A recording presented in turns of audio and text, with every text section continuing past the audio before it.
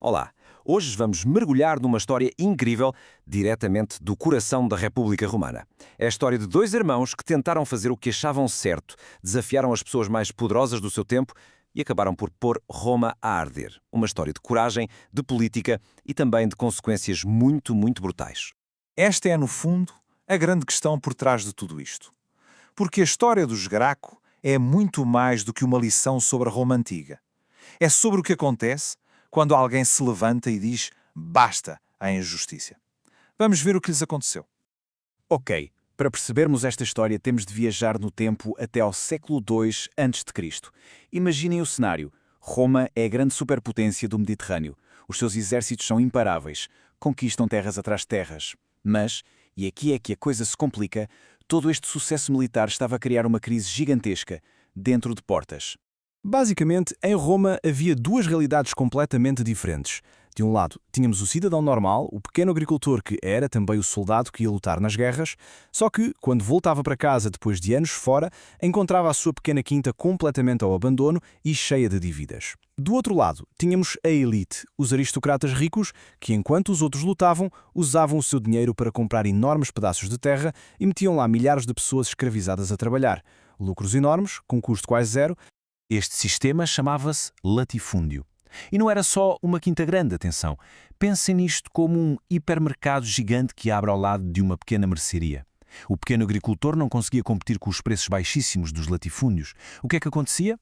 Ia à falência, vendia a terra, muitas vezes aos próprios donos dos latifúndios, ia para a cidade de Roma engrossar a fila dos desempregados. E é no meio desta confusão que aparece a nossa primeira personagem, Tibério Graco.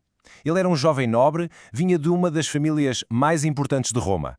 Tinha tudo, mas, numa viagem por Itália, ele viu a miséria dos camponeses e ficou chocado. Ele acreditava que a verdadeira força de Roma estava naqueles pequenos agricultores e decidiu que tinha de fazer alguma coisa. Para fazer alguma coisa, o Tibério candidatou-se, em 133 a.C., a um cargo muito especial, tribuno da plebe. Este cargo era, basicamente, o super-herói do povo. Tinha sido criado para proteger os mais fracos dos abusos dos poderosos e tinha um poder incrível. Podia propor leis diretamente ao povo sem passar pelo Senado. O plano do Tibério era super simples e direto. Passo 1. Criar uma lei que impunha um limite máximo à quantidade de terra pública que uma pessoa podia ter. Passo 2. Tudo o que passasse desse limite era devolvido ao Estado. E passo 3. O Estado pegava nessas terras e dividia-as em pequenos lotes para dar às famílias pobres que não tinham nada. E a lei era específica. O limite máximo seriam 500 jugara, o que dá mais ou menos 125 hectares. Para nós hoje parece muito, mas para a elite da altura, que tinha propriedades gigantescas, isto era um travão a sério na acumulação de riqueza.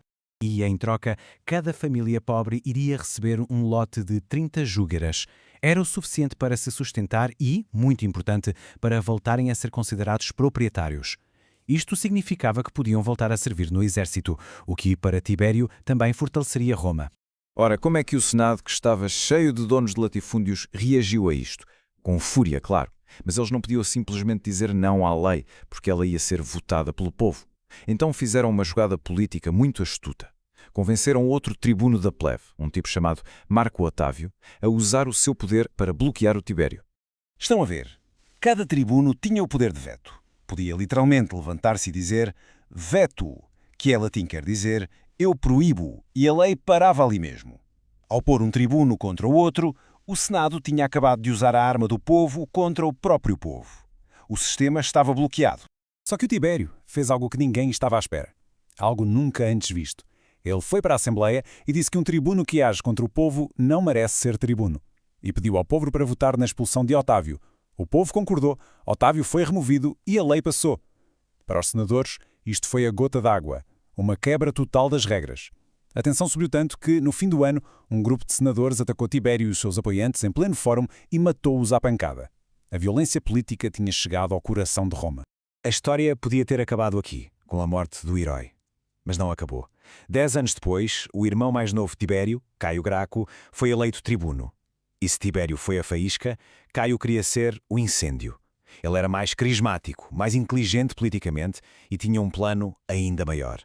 Ele aprendeu com os erros do irmão e sabia que precisava de muito mais gente do seu lado. O programa do Caio era muito mais vasto. Ele não queria ajudar só os agricultores. Ele criou uma lei para vender trigo a preços baixos aos pobres da cidade.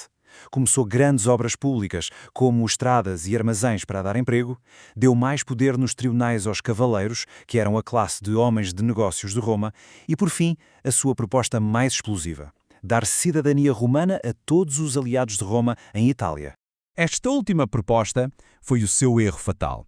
O Senado usou isto de forma genial para virar o próprio povo de Roma contra ele. Espalharam a ideia de que, se os italianos se tornassem cidadãos, os romanos iam ter de partilhar o seu poder, o seu trigo barato, os seus privilégios. E o povo, com medo de perder o que tinha, começou a abandonar o Caio. Com o Caio politicamente isolado, o Senado esperou pela sua oportunidade. E ela apareceu. Depois de uma pequena luta na rua, o Senado declarou o estado de emergência. E pela primeira vez na história, usou a sua arma secreta, uma espécie de botão de pânico constitucional, o Senatus Consultum Ultimum. O que é que isto queria dizer? Na prática, era uma licença para matar. O decreto suspendia todos os direitos dos cidadãos e dava poder total ao governo para fazer o que for preciso para proteger o Estado. E o que eles entendiam por proteger o Estado era, claro, eliminar os seus inimigos políticos. O que se seguiu foi um banho de sangue. O Caio foi perseguido pelas ruas e, para não ser capturado, acabou por pedir a um escravo que o matasse. Logo a seguir, o cônsul lançou uma caça ao homem e executou cerca de 3.000 apoiantes dos Graco. Sem julgamento, sem defesa, nada. Parecia uma vitória total para o Senado. Os irmãos estavam mortos, as suas reformas tinham sido, na sua maioria, desfeitas. Mas, na verdade, ao esmagarem os Graco, os senadores tinham acabado de abrir uma caixa de Pandora que nunca mais conseguiriam fechar. A morte dos Graco deixou uma lição terrível em Roma. A violência política funciona. A partir daqui, a política romana deixou de ser sobre debates e passou a ser sobre quem tinha mais força. O exército também mudou. Como já não havia agricultores suficientes, teve de se tornar profissional. E os soldados passaram a ser leais ao general que lhes pregava e não ao Estado. A República estava dividida e enfraquecida. E essa divisão criou basicamente duas equipas políticas. De um lado, os populares, que eram os herdeiros dos Graco e que usavam o apoio do povo para ganhar poder. Do outro, os otimistas, a velha guarda do Senado, que defendia a tradição e o seu próprio poder a todo custo. O século seguinte da história de Roma foi, no fundo, a guerra entre estes dois grupos. No fim de contas, os Graco não conseguiram resolver o problema da desigualdade. Mas, na sua tentativa, eles rebentaram com a estabilidade política de Roma. E, sem quererem, abriram a porta para que generais poderosos, com os seus exércitos leais, como Mário, Sula e um dia Júlio César, tomassem o poder e destruíssem a República. E a história deles deixa-nos com uma pergunta muito difícil. Os irmãos Graco lutaram por uma causa que nos parece justa, mas os métodos que usaram e os que foram usados contra eles incendiaram a sociedade romana. A questão que fica é: será que os fins justificam os meios? Vale a pena usar a violência para alcançar a justiça? É uma pergunta que Roma não soube responder e que continua a ser debatida até hoje. Fica para pensarmos. Até à próxima.